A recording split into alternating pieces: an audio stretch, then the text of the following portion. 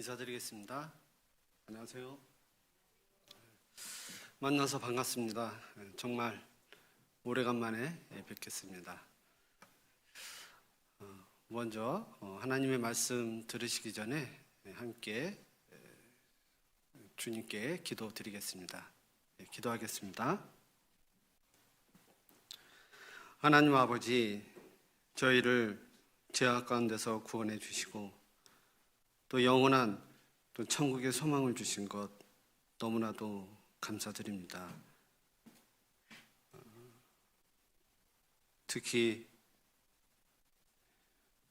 요즘 이 시대에 정말 많이 혼란한 가운데 있습니다. 시대의 징조를 보면서 정말 주님 오실 날이 얼마 남지 않았음을 더욱더 절실히 느낍니다. 그리고 저희에게 천국의 소망을 주신 것에 대해서 더욱더 또 감사하는 마음이 생깁니다. 오늘 형제 자매님들 또 함께 또 말씀을 듣기 위해 이 자리에 모였습니다.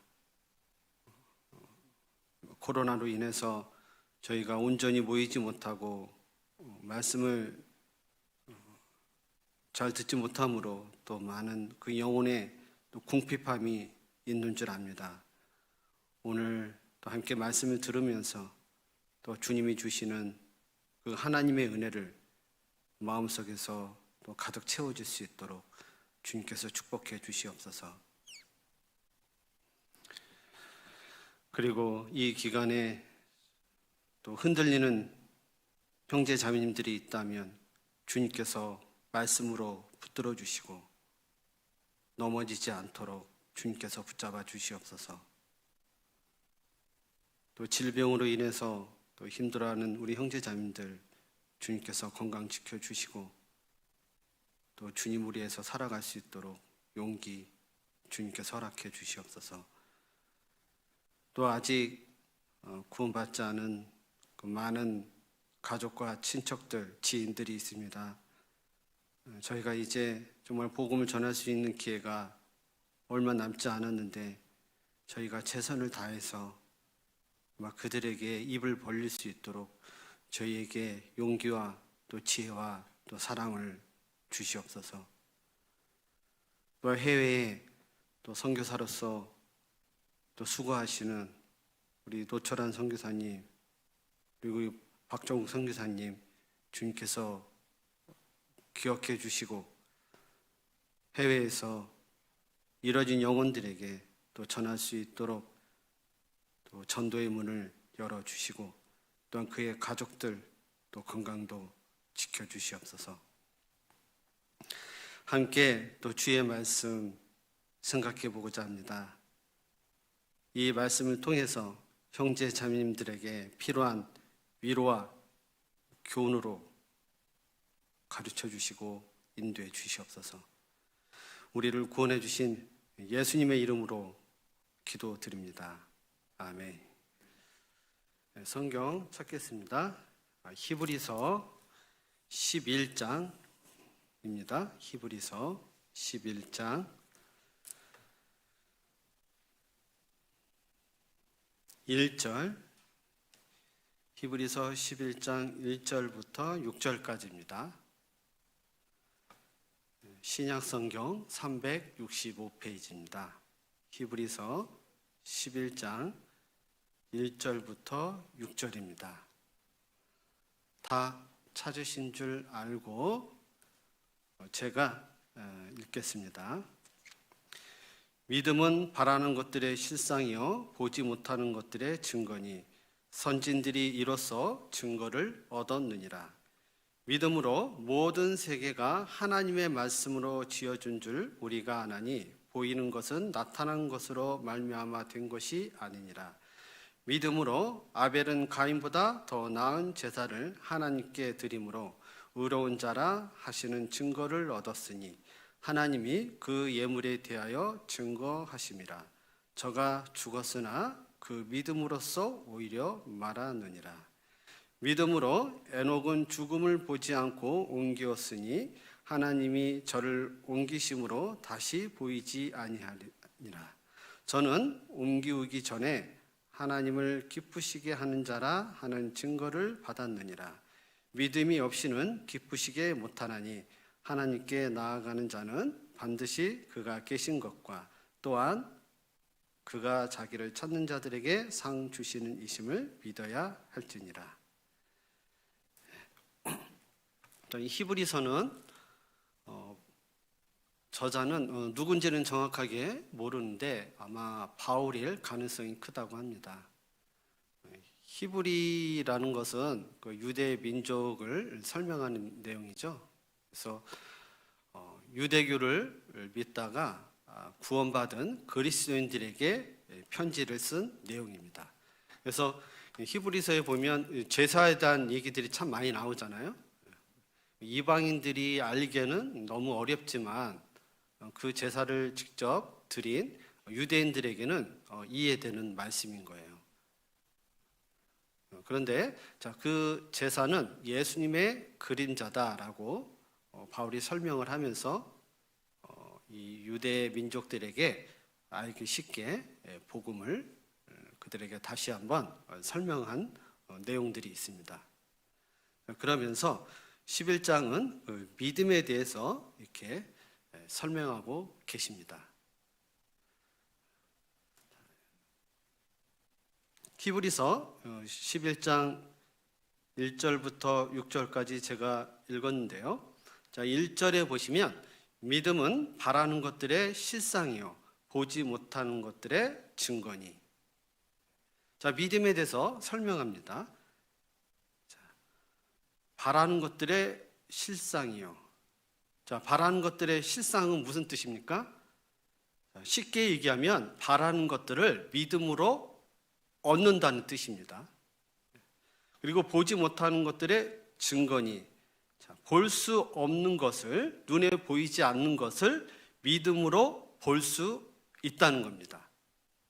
자, 우리가 바라고 우리가 보지 못하는 것은 무엇일까요? 하나님의 신령한 은혜입니다. 하나님의 어떤 선물입니다.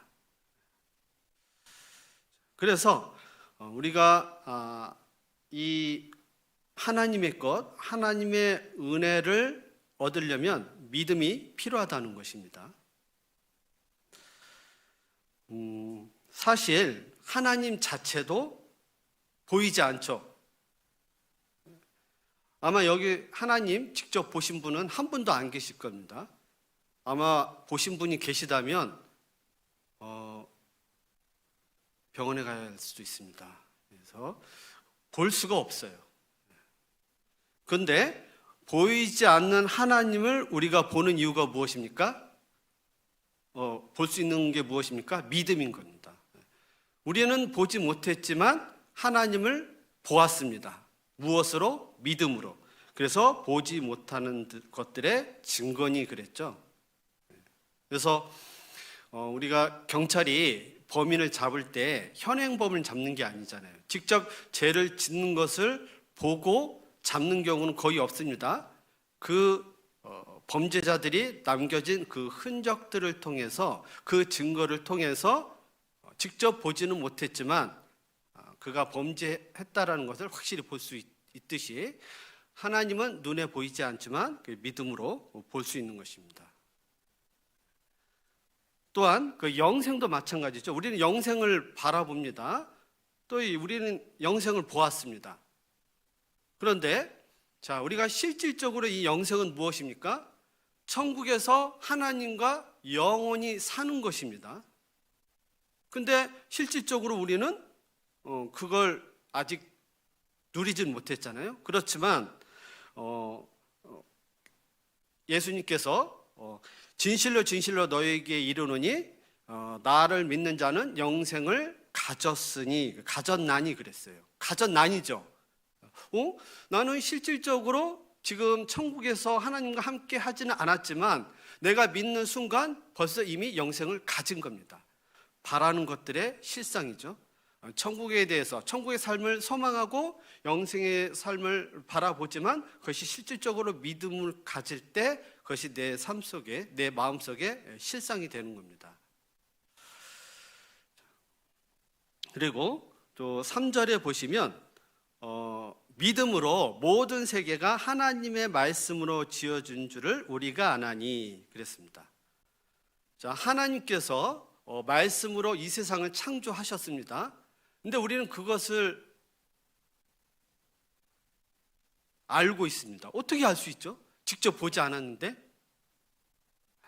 믿음, 보지 못하는 증거, 믿음을 갖고 있기 때문에 하나님이 이 세상을 직접 창조하신 걸 보지 않았다 할지라도 우리는 하나님이 이 세상을 창조했다라는 것을 확신합니다. 그래서 우리는 하나님이 이 세상을 창조하셨다는 것을 믿음으로 알 수 있는 거예요. 그리고 이제 4절, 5절을 보시면 4절은 아벨의 제사가 나오죠. 그래서 아벨은 믿음으로 의롭다함을 얻었고, 또 에녹은 믿음으로 하나님 앞에 살아 있는 동안, 이 땅에 있는 동안 하나님을 기쁘게 하시는 자로 삶을 살았습니다. 그래서 4절의 믿음과 5절의 믿음은 좀 믿음의 내용이 틀리죠. 4절의 믿음은 구원받는 믿음이고 5절은 구원받은 이후에 신앙생활에 필요한 그 믿음을 말씀하고 계십니다. 그 다음에 6절은 믿음이 없이는 기쁘시게 못하나니 하나님께 나아가는 자는 반드시 그가 계신 것과 또한 그가 자기를 찾는 자들에게 상 주시는 이심을 믿어야 할지니라. 그래서 믿음은 어떤 믿음의 내용인가를 설명을 하고 있습니다. 그래서 6절에 보시면 믿음이 없이는 기쁘시게 못하나니 라는 주제로 오늘 말씀을 드리려고 합니다. 자, 먼저 믿음이 없이는 기쁘시게 못하나니, 왜 우리는 하나님을 기쁘시게 해야 하죠? 우리가 왜 하나님을 기쁘시게 하는 걸까요? 하려고 삶을 살아가는 걸까요? 하나님은 나의 창조주이시고 또 우리는 그의 피조물이기 때문입니다. 하나님이 있기에 우리가 있는 것이고 또 우리는 하나님으로부터 나왔기 때문에 당연히 하나님을 경배하고 하나님을 기쁘시게 하는 삶을 살아야 합니다. 자, 우리는 왜 하나님을 또 기쁘시게 해야 합니까? 자, 하나님은 한테 우리가 큰 은혜를 받았기 때문입니다. 그래서 그 은혜를 갖기 위해서 우리는 하나님을 기쁘시게 해야 합니다. 하나님은 죄의 슬픔에 있는 우리를 구원의 기쁨으로 이끌기 위해서 자신의 기쁨을 포기하셨습니다. 그래서 이사야서 53장 4절에 보시면 그는 실로 우리의 질고를 지고 우리의 슬픔을 당하였거늘. 예수 그리스도죠. 자, 예수님은 천국에서 기쁨을 누리시는 분이십니다. 그는 높은 보좌에 계신 분이십니다. 그는 하나님의 영광을 가지신 분이십니다. 그런데 우리를 구원하기 위해서 이 땅에 내려왔습니다. 그것은 자신을 기쁘게 하는 일이 아니죠. 우리를 기쁘게 하기 위해서 이 자리에, 이 땅에 오신 겁니다. 우리에게 기쁨을 주시기 위해서 하나님은 자신의 기쁨을 포기하셨습니다. 우리는 그 예수님의 은혜 갖기 위해서 정말 그 예수님을 기쁘시게 하는 삶을 살아야 합니다.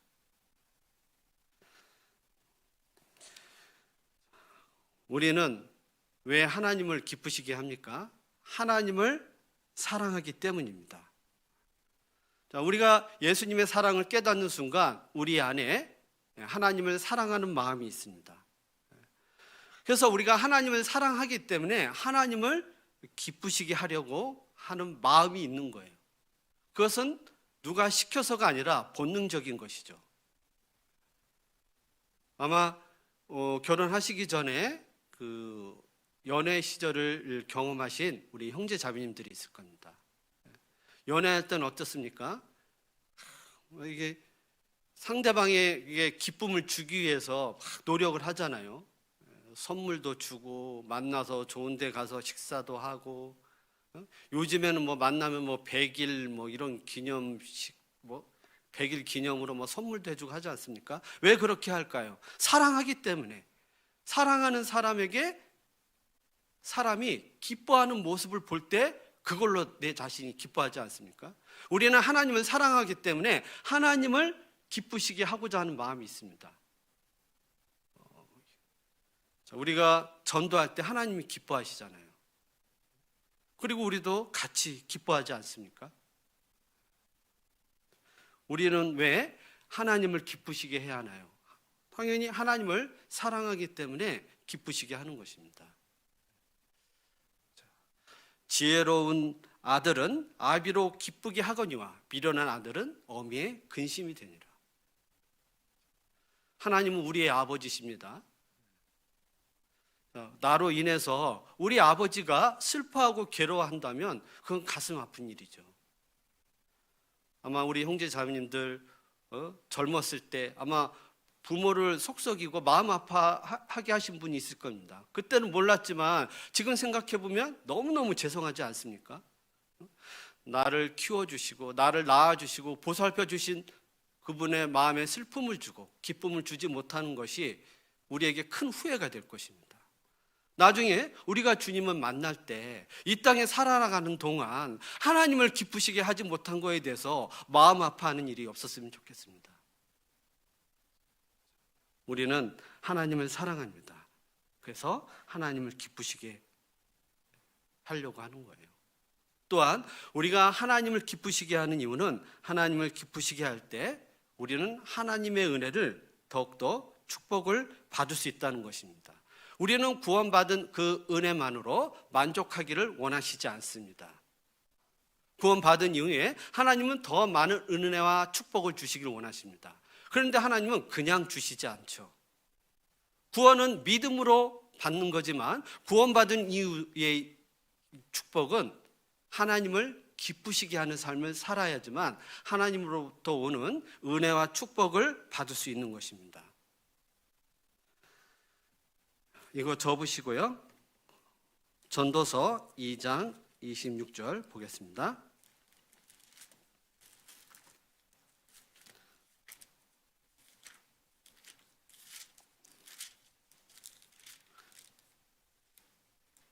전도서 2장 26절입니다.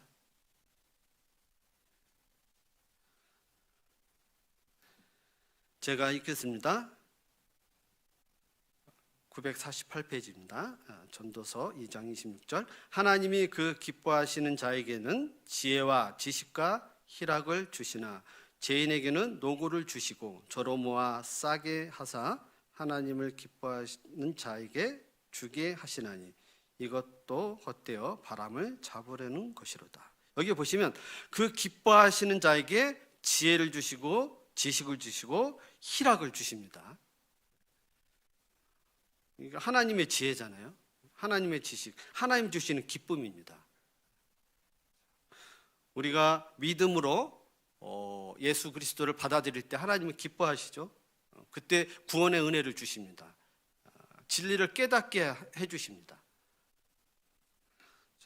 그리고 구원받은 이후에도 우리가 하나님의 말씀대로 살 때 또 하나님은 하나님의 뜻을 더욱더 깨닫게 해주시고 또 희락, 또 기쁨도 주십니다. 또한 그 외에 많은 것들을 주시는 겁니다. 하나님을 기쁘시게 할 때 또 영광과 상급을 주시잖아요. 또 하나님을 기쁘시게 할 때 또 하나님의 도움을 받게 되는 것입니다.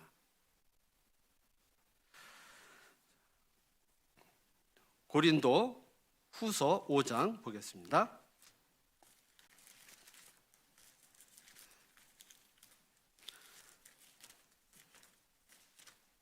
고린도 후서 5장 9절 10절입니다.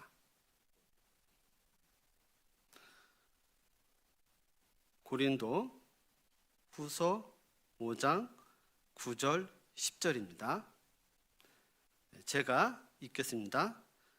그런즉 우리는 거하든지 떠나든지 주를 기쁘시게 하는 자 되기를 힘쓰노라. 이는 우리가 다 반드시 그리스도의 심판대 앞에 드러나 각각 선악간에 그 몸으로 행한 것을 따라 받으려 함이라. 자, 거하든지 떠나든지 이게 무슨 뜻입니까?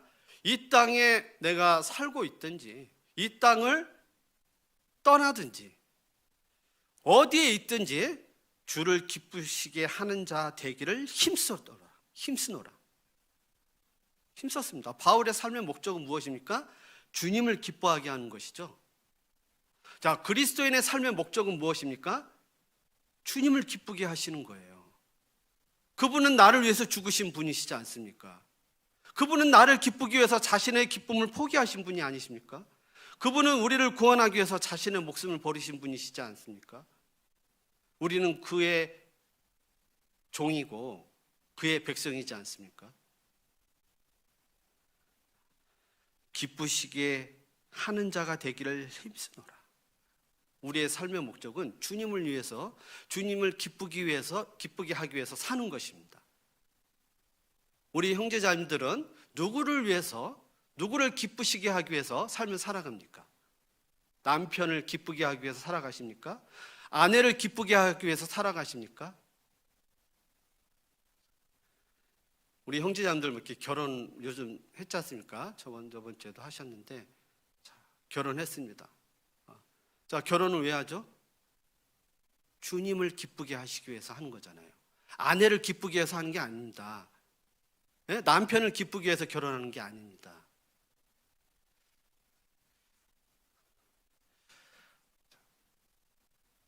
또한 회사의 사장님을 기쁘게 하기 위해서 사는 것입니까?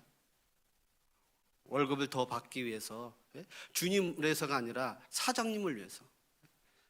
사장님이 시키면 뭐든지 다 하는데 주님이 시키면 잘 안 한다면 그건 사장님을 기쁘게 하는 삶이잖아요.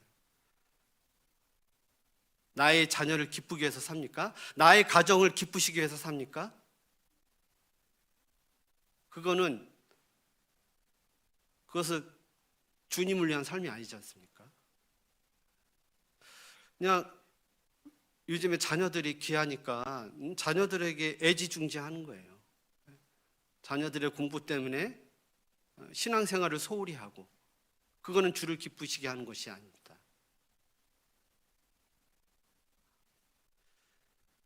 나를 기쁘기 위해서 사는 것이 아닙니다. 내 자신을 즐겁게 하고 내 자신을 편안하기 위해서 신앙생활하는 것이 아닙니다. 그리스도인의 삶의 목적은 그것이 아닙니다. 하나님을 기쁘시게 하는 삶을 사는 것, 그것이 우리 그리스도인의 삶의 목적인 겁니다. 삶의 목적을 분명히 해야 합니다. 돈을 목적으로 살면 돈을 위해서 사는 겁니다. 어떤 취미생활을 위해서 산다면 그 취미생활을 위해서 사는 거예요. 우리 그리스도인의 삶의 목적은 주님을 기쁘시게 하는 삶입니다. 자, 그렇다면 주님을 기쁘시게 하는 삶을 살려면 어떻게 해야 할까요? 자, 본문 다시 돌아가겠습니다. 아까 접으셨던 히브리서 11장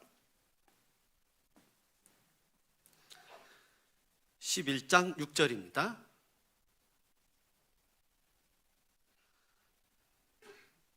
제가 읽겠습니다.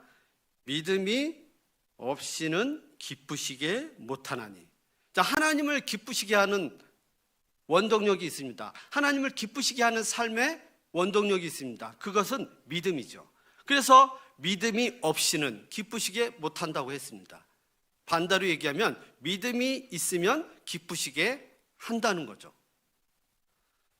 2절을 보시면 선진들이 이로써 증거를 얻었느니라. 이게 무슨 뜻일까요? 자, 증거를 얻었다. 이 선지는 뭐죠? 믿음의 선배들이죠. 믿음의 선배, 아브라함도 있고 모세도 있고 다윗도 있고 사무엘도 있고 많이 있지 않습니까? 자, 그들이 증거를 얻었다. 자, 4절을 보시면 증거를 얻었다는 게 무슨 뜻일까요? 4절에 아벨은 가인보다 더 나은 제사를 하나님께 드림으로 의로운 자라 하시는 증거를 얻었으니, 아벨은 믿음으로 의롭다 하심을 하나님께 인정받았다, 이런 뜻이에요. 아벨이 피의 제사를 드릴 때, 그래, 아벨 너는 의로운 사람이라는 것을 인정받았다는 뜻입니다. 또 5절에 보시면 에녹에 대한 설명인데, 이 마지막 부분 9절을 읽어보면 저는 옮기우기 전에, 이 땅에 사는 동안에, 그런 뜻이죠. 하나님을 기쁘시게 하는 자라 하는 증거를 받았느니라. 이 땅에 사는 동안 하나님을 기쁘시게 하는 삶을 살았다라는 것을 인정받았다는 뜻입니다. 하나님 앞에 인정받는 게 최고죠. 세상 사람들한테 인정받아서 뭐 하겠습니까?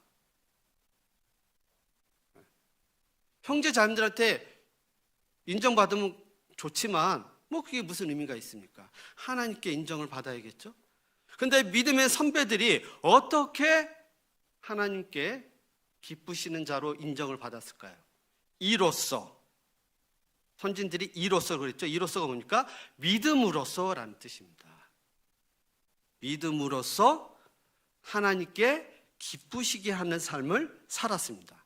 그래서 의인은 믿음으로 말미암아 살리라. 의인이 되는 것도 믿음, 의인의 삶을 사는 것도 믿음이 필요한 것입니다. 그래서 이러한 삶을 살려면 믿음이 필요하죠.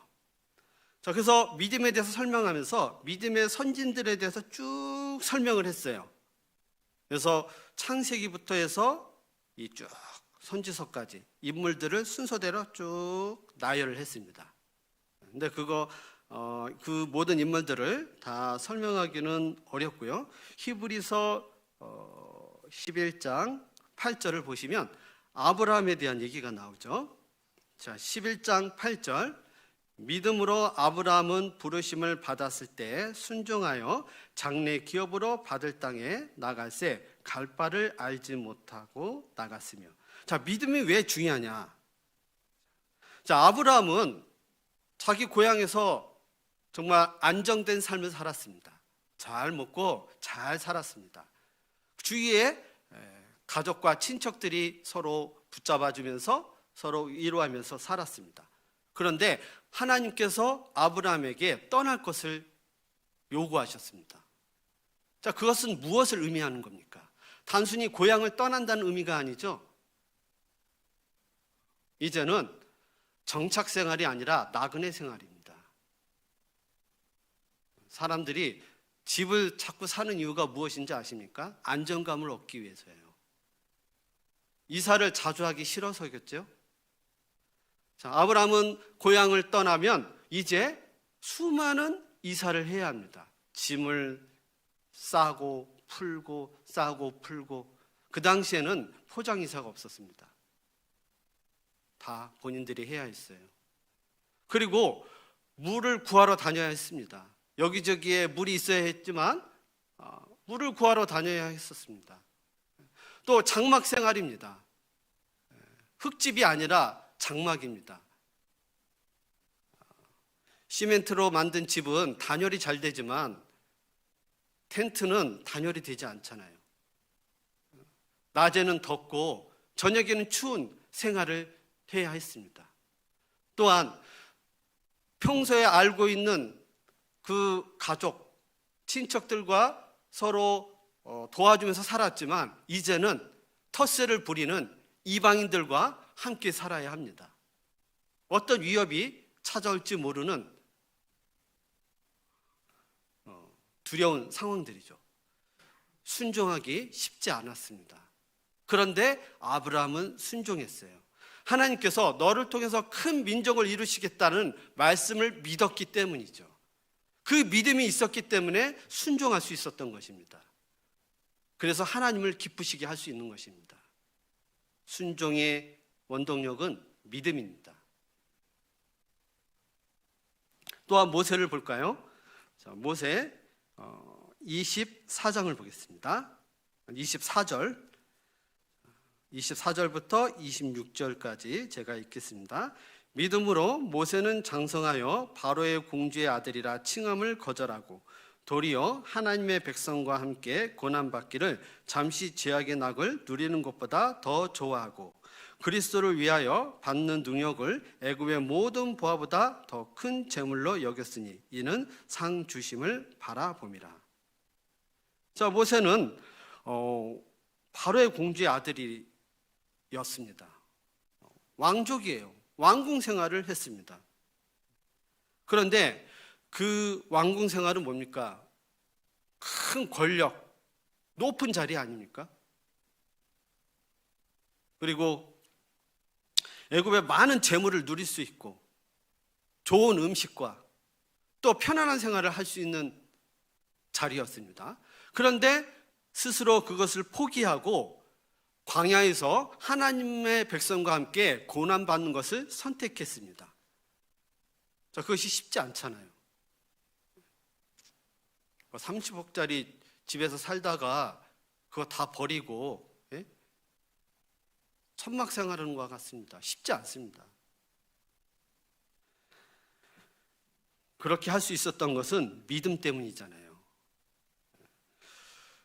그리스도를 위하여 받는 능력을 애굽의 모든 보화보다 더 큰 재물로 여겼으니 이는 상 주심을 바라봄이라.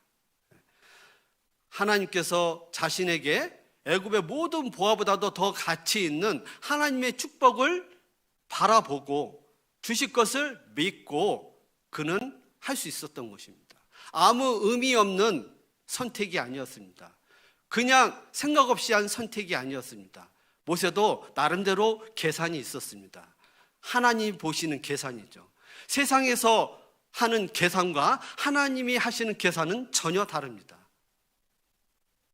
세상에 볼 땐 손해보는 장사지만 하나님 보실 때는 오히려 이익이 되는 장사입니다. 모세는 믿음으로 하나님의 계산을 한 겁니다. 그는 믿음이 있었기 때문에 광야 생활을 선택할 수 있었습니다. 27절 믿음으로 애굽을 떠나 임금의 노함을 무서워 아니하고 곧 보이지 아니한 자를 보는 것 같이 하여 참았으며. 모세는 아론과 함께 대제국의 왕, 애굽 왕, 바로 왕 앞에 섰습니다. 누가 이길까요? 모세, 아론 단 둘이서 대제국을 다스리는 왕 앞에 담대히 쓴 겁니다. 자, 이것은요, 다윗이 골리앗 앞에서 쓰는 것보다도 더 큰 격차가 있는 것입니다. 임금의 노함을 무서워 아니하고. 자, 바로 왕이 분노했죠. 그러면 두려워할 수밖에 없잖아요. 근데 모세는 두려워하지 않았어요. 모세가 참 담대하구나. 모세가 정말 용기 있는 사람이구나. 이 세상에 용기 있는 사람은 한 사람도 없습니다. 모든 사람은 다 두려움이라는 감정을 갖고 있습니다. 위기의 순간에 두려움을 느끼는 게 인간의 본능입니다. 모세는 용기 있는 자가 아니었습니다. 그도 두려워할 수밖에 없는 연약한 인간이었죠. 하지만 그는 믿음으로 보이지 아니하는 자를 보는 것 같이 하여. 보이지 않는 자가 누구죠? 하나님이잖아요. 하나님은 보이지 않지만 믿음으로 모세는 하나님을 보았습니다. 그렇기 때문에 애굽의 왕의 그 분노를 잘 견뎌 이겨나갈 수 있었던 것입니다. 믿음으로 봤죠. 보지 못하는 증거입니다. 믿음은 담대함을 줍니다. 그렇기 때문에 하나님을 기쁘시게 하는 삶을 살아갈 수 있는 것입니다.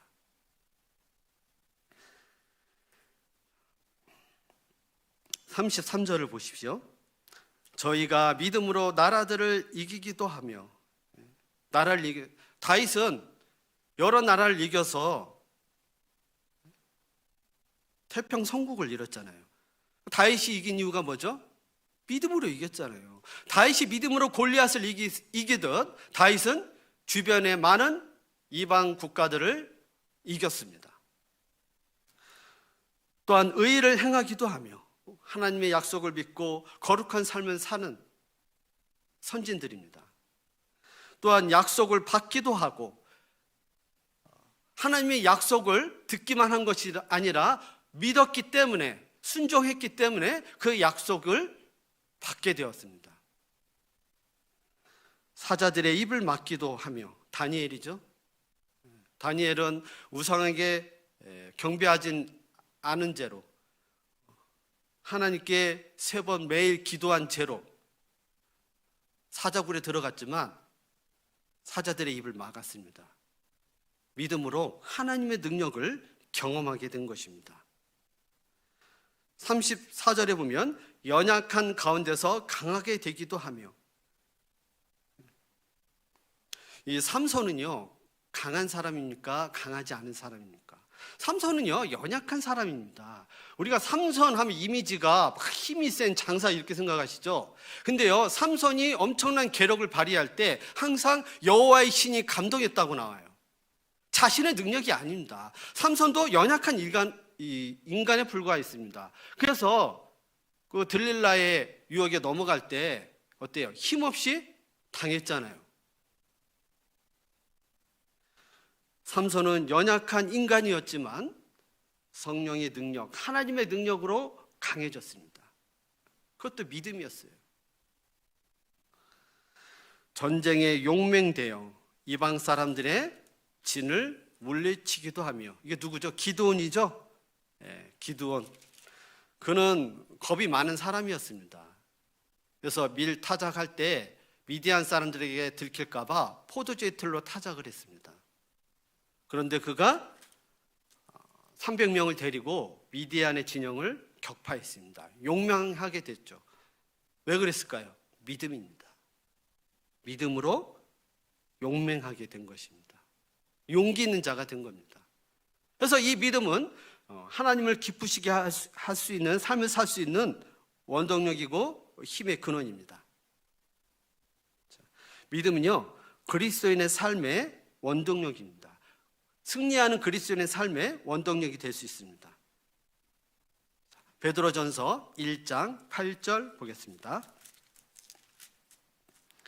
베드로전서 1장 8절 9절입니다.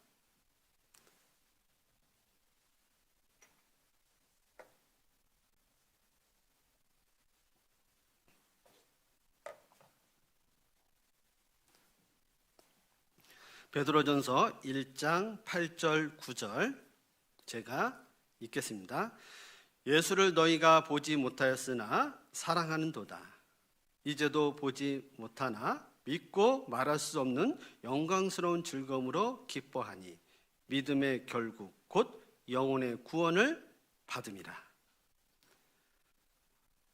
우리 형제자매님들은 예수님을 사랑하십니까? 예수님을 보신 적이 있으세요? 어떻게 예수님을 보지도 않았는데 우리는 예수님을 사랑할 수 있을까요? 예수님은 십자가에 못 박혀 죽으셨습니다. 그걸 보셨나요? 보지 않았는데 어떻게 예수님을 사랑할 수 있을까요? 예수를 너희가 보지 못하였으나 사랑하는 도다. 우리는 보이는 사람도 사랑하기가 쉽지 않은데 2000년 전에 죽으신 예수 그리스도, 눈에 보이지 않는 예수 그리스도를 어떻게 사랑하게 되었을까요? 바로 믿음 때문입니다. 믿음의 결국은 곧 영혼의 구원을 받음이라. 예수님의 그 십자가를 우리가 믿음으로 받아들일 때 우리는 예수님이 십자가에 못 박혀 죽으신 것을 본 것이죠. 우리는 예수님을 보지 않았지만 예수님을 사랑합니다. 진심으로 사랑하는 겁니다. 성경에 예수님을 사랑하라고 나와서 사랑하는 것이 아니죠. 그것은 교리적인 내용이기 때문에 사랑하는 것이 아니죠.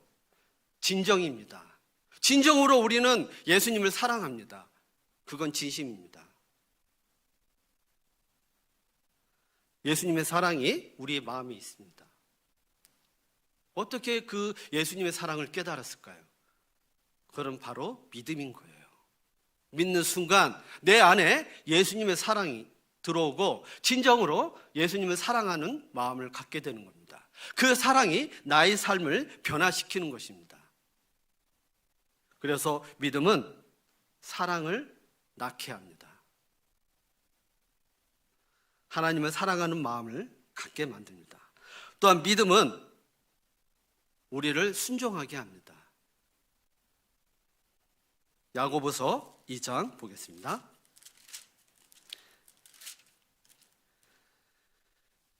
야고보서 2장 21절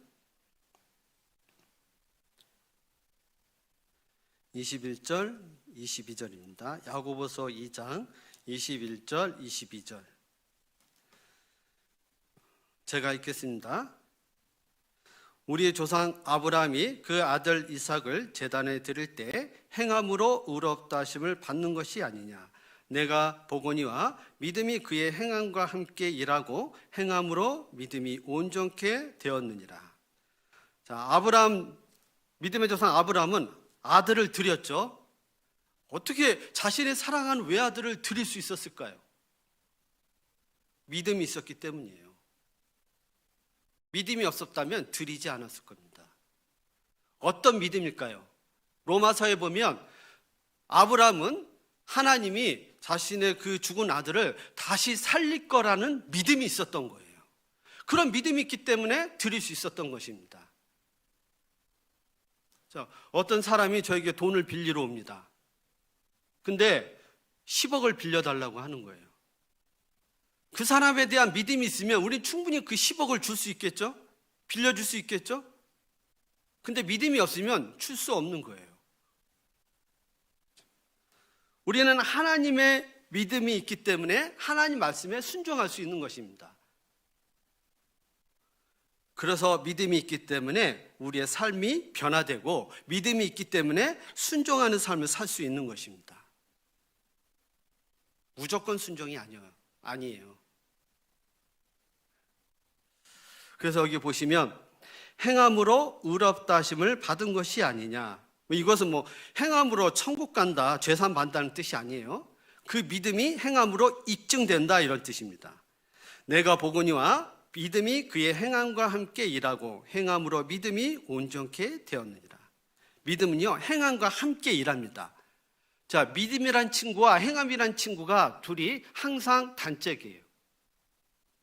믿음이 있는 곳엔 반드시 행함이 있습니다. 행함이 있는 곳에 그 속에 믿음이 있죠. 우리가 주님을 위해서 왜 수고합니까? 상급에 대한 믿음이 있기 때문에 하는 것이죠.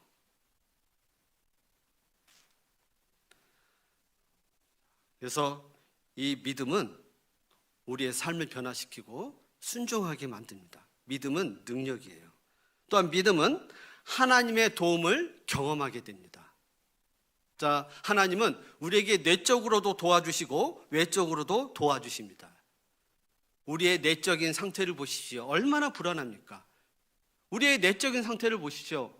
얼마나 평강이 없습니까? 얼마나 사랑이 없습니까? 얼마나 두려움이 많습니까? 지혜가 없습니까? 그러나 하나님은 내적으로도 도와주십니다. 근데 우리가 믿어야 돼요. 주께서 심지가 견고한 자에게 평강에서 평강에 이르게 하나니. 누구에게 평강을 주신다고요? 심지가 견고한 자. 이건 믿음이 굳건한 자를 말하는 것입니다. 우리가 하나님을 믿을 때, 하나님을 맡길 때 하나님의 도움을 줍니다. 용기를 얻게 되고 사랑을 주고 지혜를 주십니다. 내적인 도움을 받습니다. 또한 외적인 도움도 주죠. 우리가 어렵고 힘든 가운데 있을 때 하나님이 나를 도와주신다는 그 믿음이 있으면 그 믿음으로 말미암아 그 어려움을 극복하게 되고 또한 외적으로 도와주신 것을 실질적으로 경험하십니다. 하나님은 내적으로도 주님을 위해서 살 수 있는 힘을 주시지만 외적으로도 도와주시는 것이 있습니다.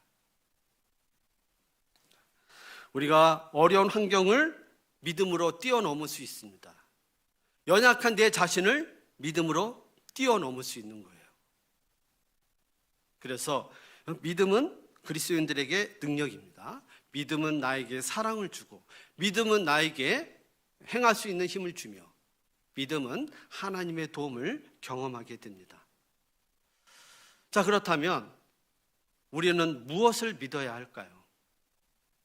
우리 히브리서 11장 다시 돌아가겠습니다.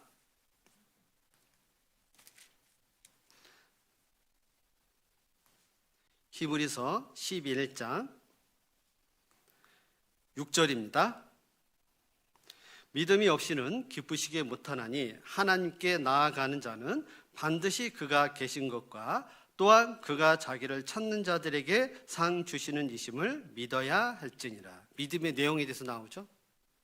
자, 보시면 하나님께 나아가는 자는 뭐가 있죠? 첫 번째 믿어야 할 것은 그가 존재하는 것을, 그가 계시다는 것을 믿어야 합니다. 자, 우리 눈에 보이지 않는 그 하나님의 존재를 믿어야 합니다. 믿으십니까? 하나님께 나아갔는데 하나님 계시다는 것을 인정하지 않는다면 하나님한테는 불쾌한 일이죠. 우리 보면 이 학교에 학생들 사이에 그 왕따라는 게 있습니다. 근데 왕따는 방법 중에 하나가 아예 그 존재감 자체를 무시하는 거예요. 봐도 보지도 않고 없는 것처럼 유령으로 취급하는 것처럼 대하는 겁니다. 그걸 받은 그 학생은 얼마나 고통스럽고 힘들겠습니까? 근데 우리가 하나님을 왕따시킬 수 있다는 거예요. 하나님께 나아가지만 하나님이 있다는 것을 믿지 않을 수도 있다는 겁니다. 우리는 기도합니다. 그런데 하나님이 없는 것처럼 형식적으로 기도할 때가 있습니다. 우리는 기도할 때 하나님 앞에 기도해야 하는데 허공에다가 기도할 때가 있죠. 정말 우리는 기도할 때 내 앞에서 하나님이 길을 열고 눈을 뜨고 계시다라는 것을 믿고 계십니까? 내 기도의 소리를 듣고 계시다라는 것을 알고 계십니까? 우리는 하나님의 말씀을 들을 때 마치 하나님이 없는 것처럼 말씀을 들을 때가 있습니다. 별로 진지하지 않죠.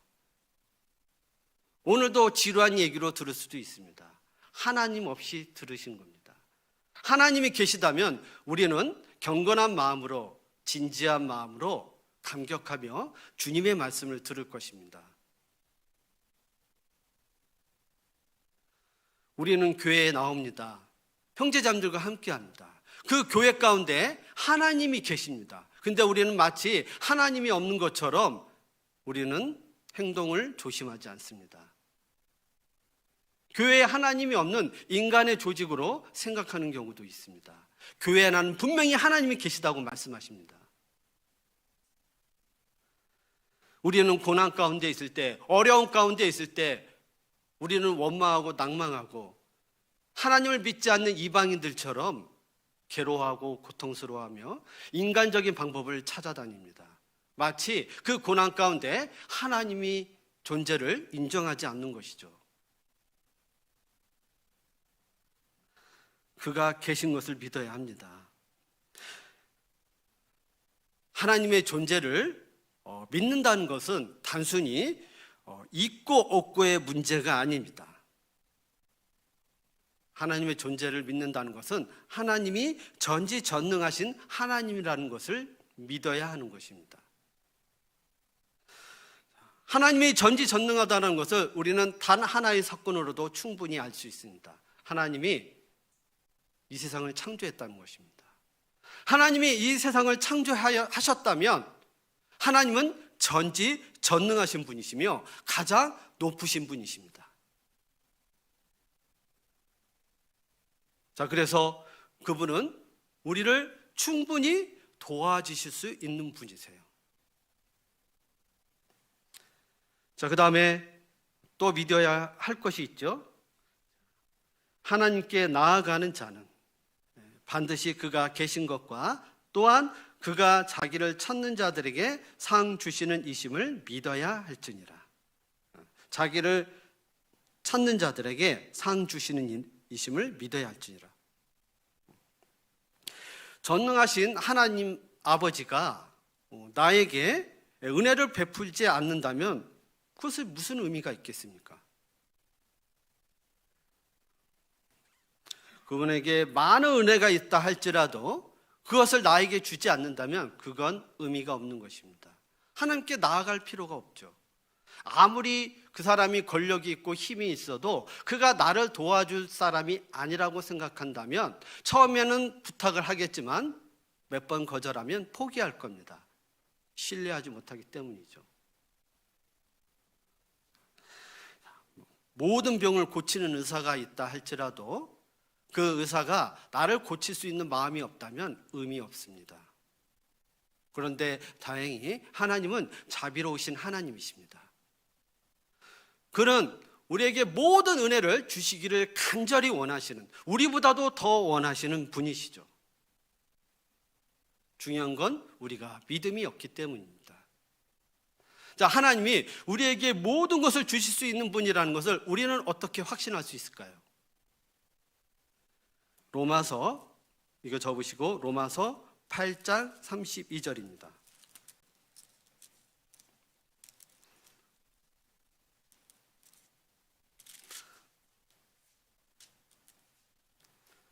로마서 8장 32절입니다.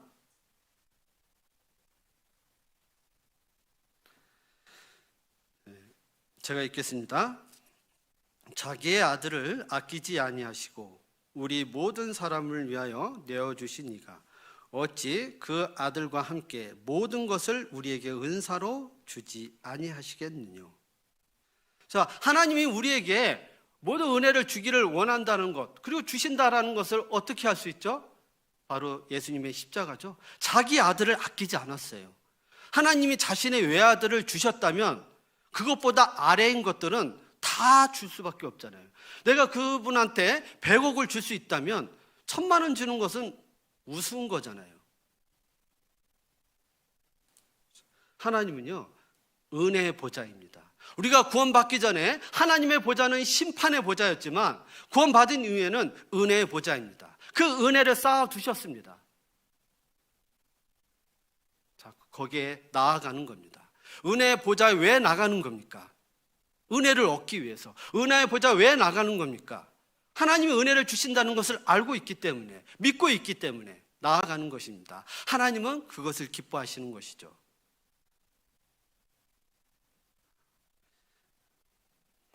그래서 하나님은 자기를 찾는 자들에게 상 주시는 이심을 믿어야 할지니라. 은혜를 주시고 축복을 주십니다. 그 다음에 우리는 무엇을 믿어야 할까요? 자, 무엇보다도 하나님의 약속의 말씀을 믿어야 합니다. 자기 어떤 상상대로, 자기 생각대로 하나님에게 요구하는 것이 아니라 하나님의 뜻대로, 하나님이 합당한 것으로 요구해야 합니다. 그래서 우리가 믿는 것은 아무거나 믿는 것이 아니라 이 약속의 말씀에 근거해서 우리가 믿는 것입니다. 출애굽기 2장 보겠습니다. 출애굽기 2장 23절 24절입니다. 23절, 24절, 25절. 출애굽기 2장 23절, 24절, 25절. 제가 읽겠습니다. 여러 해 후에 애굽 왕은 죽었고 이스라엘 자손은 고역으로 인하여 탄식하며 부르짖으니 그 고역으로 인하여 부르짖는 소리가 하나님께 상달한지라. 하나님이 그 고통 소리를 들으시고 아브라함과 이삭과 야곱에게 세운 그 언약을 기억하사 이스라엘 자손을 건념하셨더라. 자, 애굽 왕이 바뀌었죠. 그러면서 그들은 노예가 됐고 고통 속에 있었습니다. 그리고 그들은 부르짖었습니다. 그리고 상달됐죠. 이스라엘 백성은 하나님께 나아가는 자입니다. 그리고 하나님은 그 부르짖음을 받아들였습니다. 그 부르짖음을 받아들인 근거는 무엇일까요? 바로 자신이 하신 약속 때문이죠. 자, 24절. 하나님이 그 고통 소리를 들으시고 그 다음에 뭘 기억했죠? 아브라함과 이삭과 야곱에게 세운 그 언약을 기억하사. 자, 하나님은 아브라함과 이삭과 야곱을 통해서 큰 민족을 이루시겠다고 약속하셨죠? 자신이 약속하신 것을 기억한 겁니다. 하나님은 자유롭습니다. 마음대로 하십니다. 그러나 하나님은 자신이 약속하신 그 공간에 갇혀 있으신 분이십니다. 하나님은 자신이 하신 말씀에 꼭 지키시는 분이시죠. 그것이 혹시 손해보는 일이라 할지라도 그분은 그 약속을 지키십니다. 이 성경에는 수많은 약속들이 있습니다. 우리는 무엇을 믿어야 합니까? 이 약속의 말씀을 믿는 것입니다. 우리가 영생을 얻고 천국에 간다는 것을 어떻게 알 수 있을까요?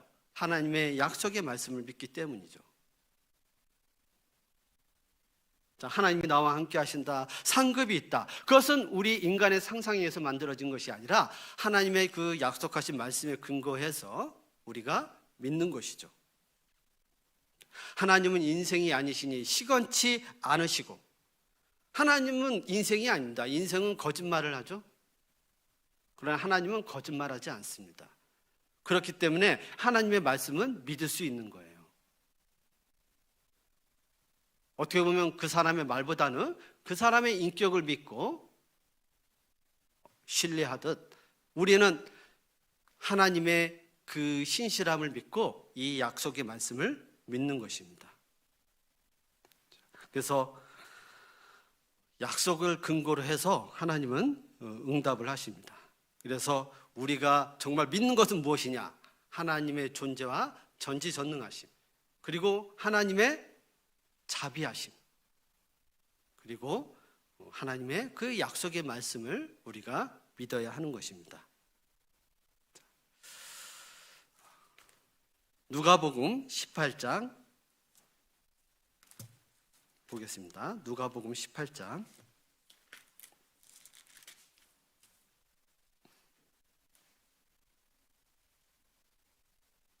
누가복음 18장입니다. 18장 1절 18장 1절 제가 읽겠습니다. 항상 기도하고 낭망치 말아야 될 것을 저희에게 비유로 하여.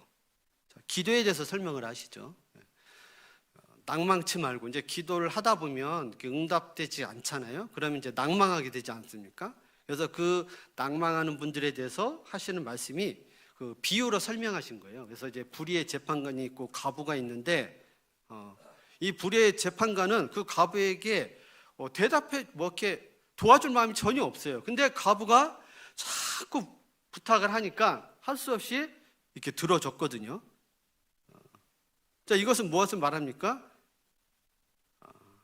기도할 때 낭망하지 말고 믿음으로 기도할 것을 말씀하시는 건데, 근데 이 비유에 우리 이 시대의 그리스도인들에게 하시는 말씀이 들어있어요. 이 8절을 보시면 내가 너에게 이르노니 속히 그 원한을 풀어주시리라. 그러나 인자가 올 때에 세상에서 믿음을 보겠느냐 하시니라. 하나님이 너희의 그 간구와 소원을 들어주신다. 그런데 인자가 올 때 언제예요? 요즘 시대 아닙니까? 예수님의 재림 아닙니까? 예수님이 재림하셨는데 세상에서 믿음을 보겠느냐? 정말 믿음으로 간절히 기도하는 그리스도인들을 보겠느냐? 이거 긍정적인 게 아니고 부정적인 표현입니다. 보기가 어렵다는 것이죠. 우리는 기도할 때 얼마만큼 믿음으로 기도하십니까? 우리는 기도하고 그냥 잊어버립니다. 응답하지 않아도 응답됐는지 안 됐는지도 모릅니다. 원래 처음부터 하나님께 기대하지 않은 것일 수도 있습니다. 믿음이 있다면 왜 응답이 안 됐는지 괴로워할 것입니다. 그리고 응답이 되는 것을 보고 싶어하고 확인하고 싶을 겁니다. 우리는 기도할 때 믿음으로 기도해야 합니다. 인자가 올 때 세상에서 믿음을 보겠느냐. 꼭 이것이 기도에 관련된 것만은 아니겠죠? 모든 것에 믿음을 요구하시는 겁니다. 우리는 약속의 말씀을 듣습니다. 이 성경에 수많은 약속의 말씀들이 있습니다. 그런데 그 수많은 약속의 말씀 중에 내가 정말 믿고 있는 말씀은 몇 개나 될까요? 하나님이 나와 함께 하신다는 약속의 말씀이 있는데 그것을 정말로 믿고 있는 걸까요? 믿는다면 왜 슬퍼하고 염려하고 두려워하는 걸까요? 우리는 말씀을 들을 때, 약속의 말씀을 들을 때 믿어야 합니다. 또한 우리가 거룩한 삶을 살기를 원합니다. 거룩한 삶을 살려면 하나님의 능력이, 하나님의 은혜가 나의 삶을 변화시킨다는 믿음이 있어야 합니다. 우리는 교회 안에 있을 때 열매를 맺는다고 했죠? 그건 주님의 능력입니다. 그러면 교회 안에 온전히 거해야 합니다. 그럴 때 나의 삶이 변화됩니다. 거기에 교제 생활도 믿음이 필요한 것이죠. 말씀을 통해서 성장한다는 그 말씀을 우린 믿어야 합니다. 거룩한 삶을 살지 못하는 것에 대해서 낙망할 것이 아니라 주님의 은혜의 능력을 믿고 나아가는 것입니다. 또한 고난 가운데 있을 때 주님이 나와 함께 하신다는 믿음을 가져야 합니다. 또한 우리가 주님의 일을 하고 복음을 전할 때 주님이 나를 도와주신다는 믿음이 있어야 하는 것입니다. 우리는 때로는 봉사를 할 때 봉사하는 가운데서 여러 가지 어려운 일도 있고 개인적인 어려움으로 인해서 봉사를 그만두는 경우도 있습니다. 그건 믿음이 없는 것입니다. 분명히 주님은 도와주신다고 하셨습니다. 내가 주님을 위해서 일하면 하나님이 나를 도와주신다는 믿음이 없기 때문이죠. 우리가 부족한 것은 환경이 아닙니다. 우리가 부족한 건 상황이 아니죠. 믿음입니다. 부족한 환경이라도 어려운 상황이라도 믿음이 있으면 뛰어넘을 수 있습니다. 그건 내가 훌륭한 것이 아니라 믿음을 통해서 하나님이 주시는 능력을 공급받기 때문이죠. 우리는 고난을 겪을 때 고난 후에 영광을 소망합니다. 그렇기 때문에 우리 고난을 견딜 수 있는 것입니다. 믿음을 가져야 합니다. 근데 우리는 신앙생활 하다 보면 침륜에 빠질 때가 있습니다. 베드로를 보십시오. 이 침륜이라는 것은 물속에 잠기다라는 의미도 있는데 베드로는 예수님을 볼 때 무리를 걸었잖아요. 이 호수는, 이 바다는 세상을 의미하지 않습니까? 바다 위를 걸어다니는 예수님은 세상을 정복하신 이기신 예수님을 얘기합니다. 베드로가 무리를 걸은 것은 예수님을 의지하면서 세상을 정복한 그리스도인의 모습입니다. 베드로는 처음에 잘 걸었습니다. 예수님을 바라보면서 잘 걸었죠. 그러나 바람이 불었습니다. 바람을 보고 두려워했습니다. 그런데 바람을 보고 무서워서 빠져나갔습니다. 빠져들어갔습니다. 침륜에 빠졌습니다. 절망의 자리에 들어갔습니다. 근데 예수님이 잡아주셨잖아요. 베드로에게 능력 없음을 책망한 것이 아니라 믿음이 없음을 책망했잖아요. 그리고 같이 배에 올라탔죠. 아이러니하게 베드로의 이런 모습은 베드로의 인생을 상징하기도 합니다. 베드로는 예수님을 3번 부인하는 침륜에 빠졌지 않습니까? 그런데 예수님이 다시 찾아와서 그를 건져주셨습니다.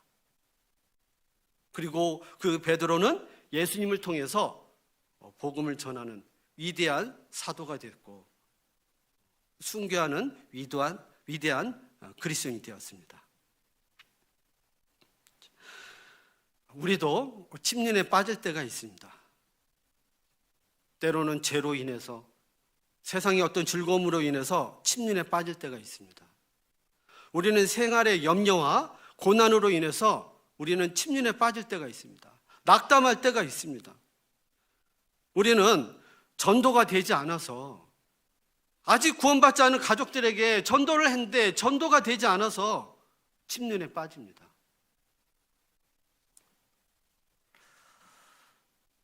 연약한 자신을 바라보며 침륜에 빠집니다. 난 왜 이러지? 난 왜 이렇게 연약하지? 그러면 그럴수록 더 침륜에 빠지죠. 우울감이 찾아옵니다. 우리가 세상의 염려와 고난의 그 침륜의 자리에서 벗어나려면 믿음이 필요한 거예요. 나와 함께 하시는 하나님을 바라보는 거, 그게 믿음 아닙니까? 아무리 선을 행해도 열매를 맺지 않으면 우린 침륜에 빠지는데 거기서 벗어나야 합니다. 우리가 선을 행하되 낙심치 말지니 피곤하지 아니하면 때가 이름에 거두리라. 그러한 약속의 말씀을 믿고 일어서야 하지 않겠습니까? 연약한 자신을 보고 언제까지 칼질하고 다녀야겠습니까?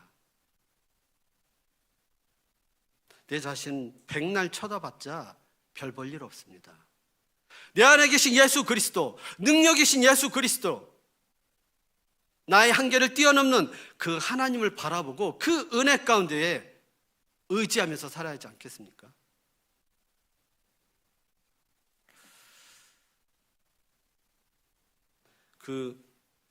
어떤 책에 보니까 그 자책에 빠지지 않는 방법 이렇게 나왔더라고요. 청교도 분이신데 이제 좀 유명하신 분인데 자책에 빠지는, 우리가 자책을 막 많이 하잖아요. 물론 안 하는 분도 있어요. 너무 안 해서 문제인데, 안 하는 분도 문제고 너무 자책하는 것도 문제인데요.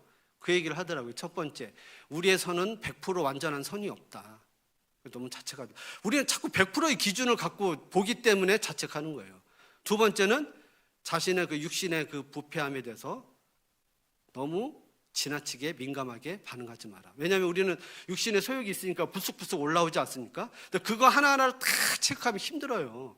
그때 그냥 하나님께 기도하고 죄송하다고 하고 감사하다고 하고 가면 됩니다. 또 마귀의 생각을 또 나의 생각으로 생각하지 마라. 둥지에 새가 날아가는 것은 막을 수 없지만 틀지 않게 해야 합니다. 마귀의 생각이 내 생각은 아니에요. 또 우리가 벗어나는 방법, 최고의 방법은 뭡니까? 연약한 자신을 보지 말고 하나님을 바라보는 거예요. 그렇게 고민할 시간에 하나님을 의지하십시오. 그렇게 고민할 시간에 기도하십시오. 그렇게 고민할 시간에 자신을 미워하기 그 시간을 버리고 말씀을 보십시오. 벗어날 수 있습니다. 그 침륜에서 벗어날 수 있습니다. 우리는 뒤로 물러가 침륜에 빠질 자가 아니요 오직 영혼을 구원함에 이르는 믿음을 가진 자로다. 우리는 침륜에 빠질 자가 아닙니다. 구원받지 않은 사람들은 잠깐 교회 생활 하다가 죄 가운데 빠져버리잖아요. 그래서 다시는 돌아오지 않잖아요. 구원받지 않은 사람은 잠깐 신앙생활 하다가 어려움이 있으면 침륜에 빠지잖아요. 그런데 우리는 영혼을 구원함에 이르는 믿은 자잖아요. 믿음을 가진 자잖아요. 구원받은 사람이기 때문에 충분히 극복할 수 있는 것입니다. 고린도전서 16장 13절입니다.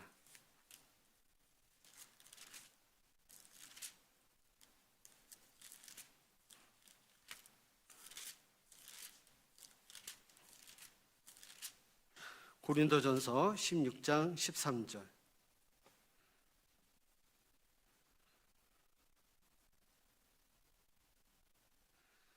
고린도전서 16장 13절 제가 읽겠습니다. 깨어 믿음에 굳게 서서 남자답게 강건하여라. 남자답게 강건하여라. 이 말씀만 하면 좀 부담이 되는데 다행히도 깨어 믿음에 굳게 서서 그랬죠. 깨어 있어야 합니다. 우리 잠을 자면 안 됩니다. 세상에 잠을 자면 안 돼요. 깨어 믿음에 굳게 서서, 우리가 굳게 쓸 수 있는 근거는 하나님의 약속의 말씀이고 그 말씀을 믿음으로 드릴 때 굳게 쓸 수 있는 거잖아요. 작은 아주 얇은 연약한 종이가 쇠에 딱 붙어 있으면 단단해지듯이 우리 연약한 우리가 강철 같은 하나님을 붙들면 우리도 강철 같은 하나님이 되는 거예요. 믿음에 굳게 서서 남자답게 강건하여라. 자매님들이라도 신앙만큼은 남자답게, 믿음에 있을 때 강건해지고 우리는 침륜에서 벗어날 수 있는 것입니다. 지금 이 시기 정말 침륜에 빠질 수 있는 상황들이 너무 많죠. 자주 모여서 교제하고 봉사하고 거기서 힘을 얻었는데 그걸 얻지 못하니 침륜에 빠지기가 쉽죠. 그러나 하나님은 감당할 시험밖에 너에게 허락한 것이 없다고 했습니다. 충분히 우리는 극복할 수 있는 상황을 허락하신 것입니다. 그것을 핑계로 우리가 침륜에 빠질 필요는 없습니다. 미리 지레짐작하고 침륜에 빠질 필요는 없죠. 앞으로도 하나님은 건져주실 겁니다. 지금도까지 건져주신 것처럼 앞으로도 건져주실 겁니다. 만약에 우리가 도저히 신앙생활 할 수 없다 그러면 주님이 데려가실 겁니다. 우리가 이 땅에 사는 동안에는 우리가 주님에서 살 수 있는 힘을 주십니다. 마지막으로 시편 37편을 보겠습니다.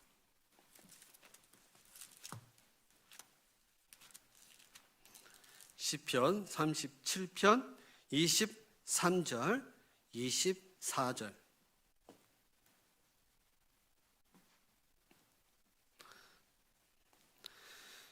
시편 37편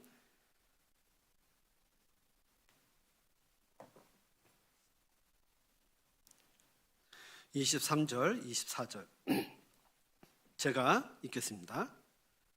여호와께서 사람의 걸음을 정하시고 그 길을 기뻐하시나니 저는 넘어지나 아주 엎드러지지 아니함은 여호와께서 손으로 붙드심이로다.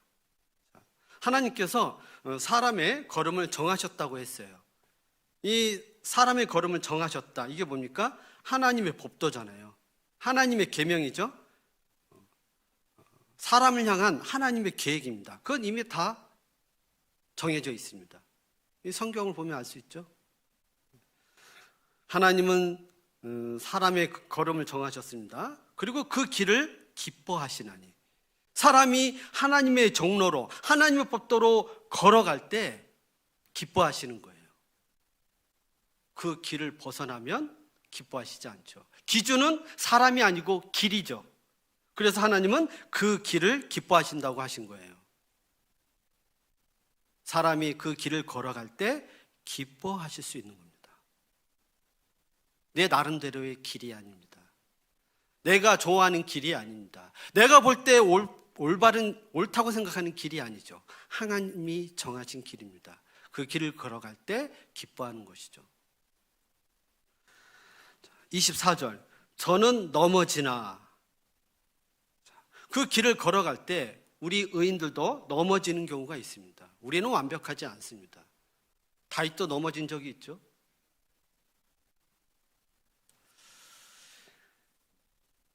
엘리야도 로뎀 나무 안에서 죽기를 구했잖아요. 넘어진 적이 있죠. 그런데 다른 게 있습니다.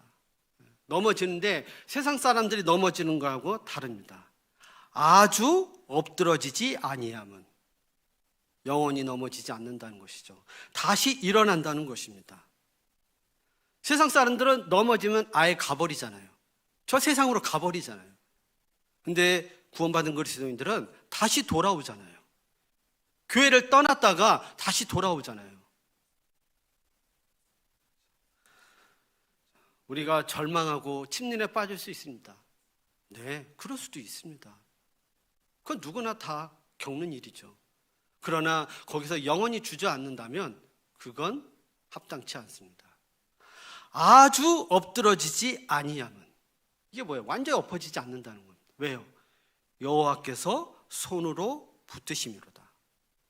예수님이 베드로를 붙잡아 주시면서 책망하셨잖아요. 하나님은 우리에게 침륜에 빠질 때 책망하시지만 붙들어 주십니다. 여호와의 손은 능력의 손이죠. 여호와의 손에는 풍성한 은혜가 있습니다. 그 손으로 붙들어 줍니다. 자, 그런데 우리가 일어나려면 여호와의 손도 필요하지만 우리의 믿음도 필요한 거예요. 우리가 믿음으로 하나님께 나아갈 때 우리는 하나님을 기쁘시게 하는 삶을 살 수 있습니다. 우리 형제 자매님들, 어려운 힘든 일이지만 하나님에 대한 그 믿음을 잃지 않고 이 어려운 시련의 시간들을 잘 통과하셨으면 좋겠습니다. 함께 기도하시겠습니다. 하나님 아버지, 저희를 죄악 가운데서 구원해 주시고 또 이렇게 교회 안에 있게 해주신 것 감사드립니다. 오늘 형제 자매님들 또 함께 또 주일을 맞이하여서 또 말씀을 배웠습니다. 정말 힘든 상황에 또 침륜에 빠진 형제 자매님들이 있다면 정말 하나님에 대한 믿음으로 그 자리에서 일어날 수 있도록 주님께서 친히 붙들어 주시고 일으켜 주시옵소서. 또 오후에 또 2부 집회가 있습니다. 그 집회에도 함께 해주시고 그때도 우리 형제자매들 다 함께해서 또 말씀을 배울 수 있도록 그의 발걸음도 인도해 주시옵소서. 우리를 구원해 주신 예수님의 이름으로 기도드립니다. 아멘.